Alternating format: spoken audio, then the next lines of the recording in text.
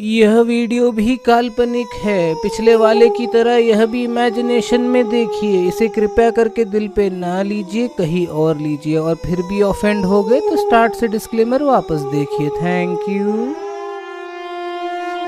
काठ गोदाम railway station के बाहर देविका, उसकी सहेली लीला और उसका बॉस नारायण टैक्सी का इंतजार कर रहे थे। देविका के पास 2 बैग थे। देविका, तुम्हारी जिद की वजह से ही हमें इतनी दूर आने के लिए फ्लाइट की जगह ट्रेन में आना पड़ा। आई डोंट नो, तुम हमेशा ट्रेन से ही सफर क्यों करती हो? अब इनको कैसे समझाऊं कि अपने सीक्रेट गैजेट्स को एयरपोर्ट सिक्योरिटी से बचाना कितना मुश्किल काम है। कुछ नहीं सर, वो एक्चुअली मुझे एरोफोबिया है ना, फ्लाइट के अंदर चक्कर आने लगते हैं, इसलिए मेरे लिए ट्रेन ही ठीक रहेगी। और मुझे पहाड़ों में चक्कर आने लगते हैं। ओह अच्छा, एक बात बताओ देविका, एक दिन के रहने के लिए ये 2 बैग लाने की क्या जरूरत थी भाई? सर, इसके एक बैग में तो बस मेकअप का ही सामान है। ओह कम ऑन लीला, कुछ भी मत बोलो, जैसे कि तुम मेकअप करती ही नहीं हो। Okay okay okay okay, cool down, तुम दोनों लड़ो मत। और ये ड्राइवर कहाँ मर गया? कहाँ? हाँ, वो रहा। देविका, लीला और उसका बॉस नारायण स्टेशन से नैनीताल के लिए रवाना हो गए। कार के अंदर बैठते ही देविका गहरी सोच में डूबी हुई थी। वैसे तो नैनीताल देविका पहली बार आई थी, लेकिन उसे बार बार ऐसा लग रहा था कि इस जगह से या तो उसका कोई पुराना नाता है या कोई नाता जुड़ने वाला है।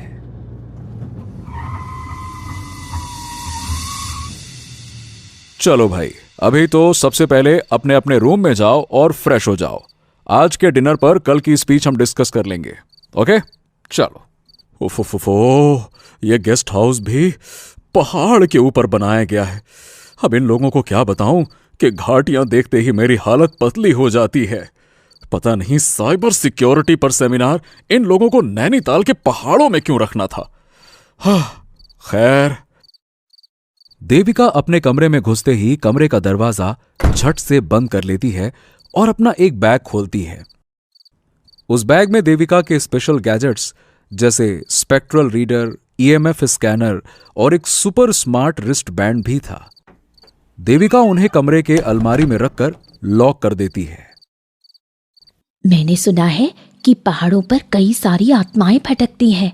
अगर वाकई ऐसा है तो आज मुझे आसपास कोई ना कोई आत्मा जरूर मिलेगी। अंधेरे में ये गैजेट्स किसी भटकती हुई आत्मा को जरूर ढूंढ लेंगे। ये कहते हुए देविका शावर लेने बाथरूम में चली गई। सूरज पहाड़ों के पीछे ढल चुका था और अंधेरा धीरे धीरे वादियों में पसर रहा था। गेस्ट हाउस के पीछे से एक पतला दरवाजा धीरे से खुलता है। देविका बिना कोई आवाज किए बाहर निकलती है। देविका अपनी हुडी को टाइट करती है और गेस्ट हाउस के पीछे की ओर चलना शुरू करती है। देविका एक छोटे से जंगल की ओर बढ़ रही है। गेस्ट हाउस के पीछे का रास्ता ज्यादा लंबा नहीं था। थोड़ी दूर पर देविका को एक छोटा सा जंगल दिखा। वो जंगल की तरफ चलने लगी। जंगल में घुसने से पहले देविका ने अपना स्पेशल रिस्ट बैंड ऑन किया और ग्रीन लाइट ब्लिंक करने लगी। उसके बाद देविका ने फ्लैश लाइट ऑन किया और अंदर घुस गई। ब्यूटीफुल, काफी इंटरेस्टिंग जगह है, रहस्यमय भी और खूबसूरत भी। पहाड़ी जंगलों में कुछ तो बात है। देविका काफी एक्साइटेड थी और वो जंगल के अंदर धीरे धीरे बढ़ने लगी। उसे उम्मीद थी कि आज उसका किसी न किसी से तो सामना होने वाला है। और ठीक उसी वक्त उसके रिस्ट बैंड पर ब्लिंक करती ग्रीन लाइट एकदम से रेड कलर की हो गई। Red light?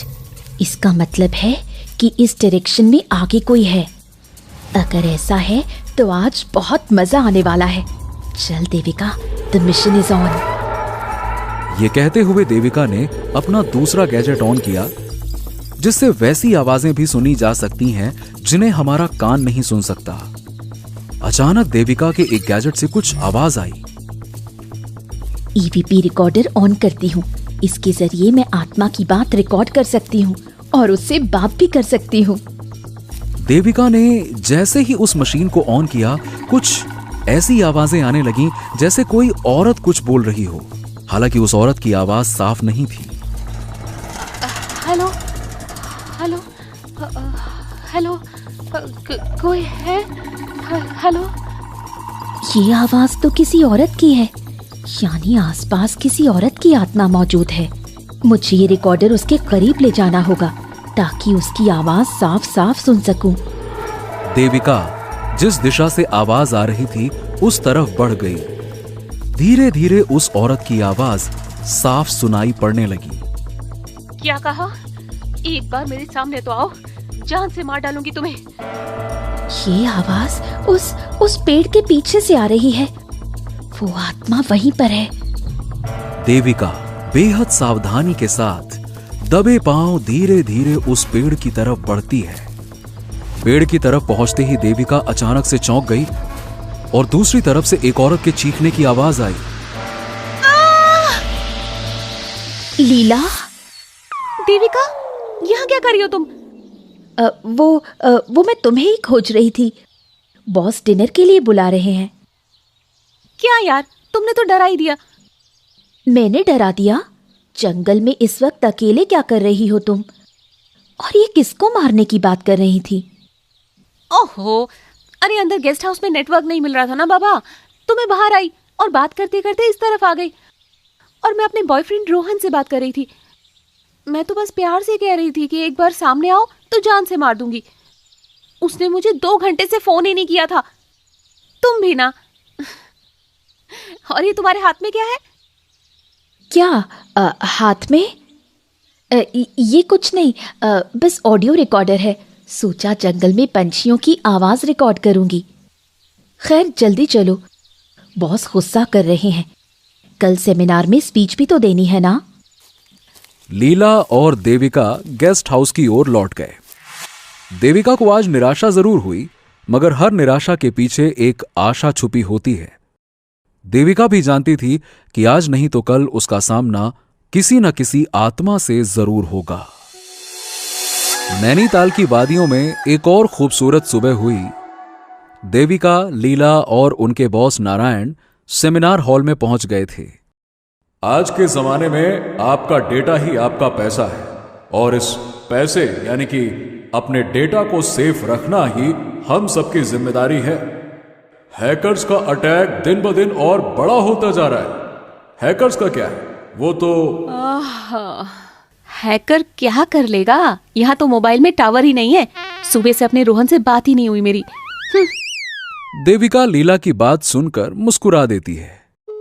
तभी देविका का रिस्ट गैजेट हल्के से बीप करता है। देविका तुरंत ब्लूटूथ ईयरफोन अपने कान में लगा लेती है और गैजेट पर एक पुश नोटिफिकेशन फ्लैश होता है। New suspect paranormal death, victim Aryan Rawat. Devika के फोन पर एक न्यूज फ्लैश होती है। नैनीताल के एक जंगल में आज सुबह एक और लाश 2 टुकड़ों में मिली। पुलिस के कहने के मुताबिक यह किसी जंगली जानवर का हमला है, लेकिन वहां के गांव वाले और आदिवासियों का कहना है कि यह किसी प्रेत आत्मा का काम है। यह चौथी बार है जब इसी जंगल में कोई मौत इस तरह से हुई है। देविका तुरंत अपना गैजेट बंद कर देती है। उसकी आंखों का एक्सप्रेशन बदल जाता है। क्या हुआ? सब ठीक है? हाँ, ओ यस, सब ठीक है। वो माँ का फोन आ गया था।